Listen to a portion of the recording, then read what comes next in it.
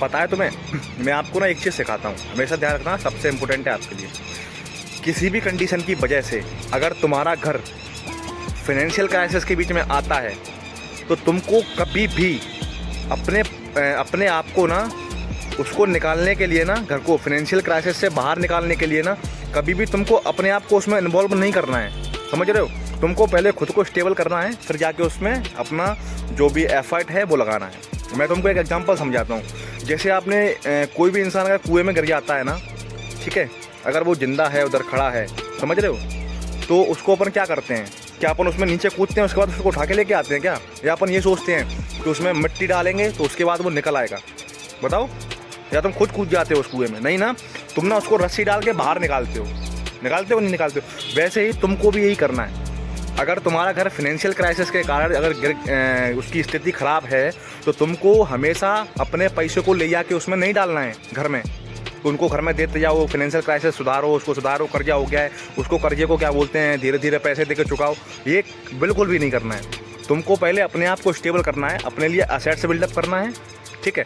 Assets buildup होने के बाद जब तुम्हारा जो क्या बोलते हैं, जो भी तुम्हारा रेवेन्यू टर्नओवर है, जैसे ही वो ग्रो करने लगेगा ना, तो उससे तुमको अपने घर को फिर करना है और उसको बाहर निकालना है। समझ रहे हो?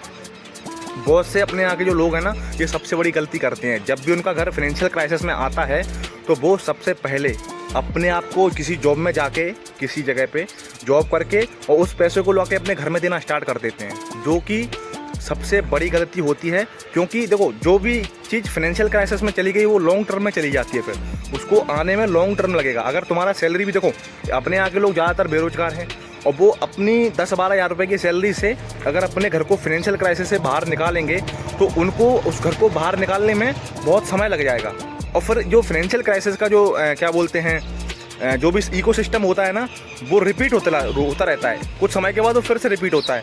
तो तुम उसको ना जो रिपीटेशन होती है ना, उस रिपीटेशन के अंदर तुम उस फाइनेंशियल क्राइसिस को ख़त्म नहीं कर सकते हो। क्योंकि अपने यहाँ के लोग ये चीज़ समझते नहीं है। बहुत लंबे समय में जाके, मतलब जो फाइनेंशियल क्राइसिस होता है वो बहुत ज़्यादा गड्ढे में चला जाता है ना, उसके बाद बहुत लंबे समय जाके समझ में आता है। और फिर जो उसका जो रिपीटेशन होता है ना, वो बन जाता है उसका, वो बार बार वो उतने टाइम बाद वो रिपीटेशन आता रहता है, वो क्राइसिस आता रहता है तुम्हारी लाइफ में। समझ रहे हो? अगर तुम अपनी छोटी सी सैलरी की वजह से उस क्राइसिस को फिल करने की कोशिश करोगे ना, तो तुम उसको जीवन भर कभी भी फिल कर नहीं पाओगे। इसी वजह से जो भी कर्जे वाला जो जनरेशनल प्रॉब्लम है ना, जो वो अपने लोगों की लाइफ में ना जनरेशन से चला आ रहा है।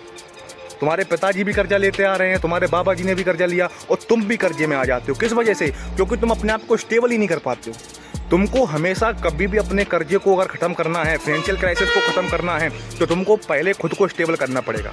और तुमको खुद को स्टेबल करने के लिए सबसे इंपॉर्टेंट काम है, तुमको खुद पर इन्वेस्ट करना पड़ेगा और तुमको अपने लिए असेट्स बिल्डअप करना ही पड़ेगा। उसी के बाद तुम अपने फाइनेंशियल क्राइसिस को निकाल सकते हो। अदरवाइज़ तुम बहुत बड़े रेड टाइम में फंस सकते हो। ये तुम्हारे लिए सबसे बड़ी गलती हो सकती है।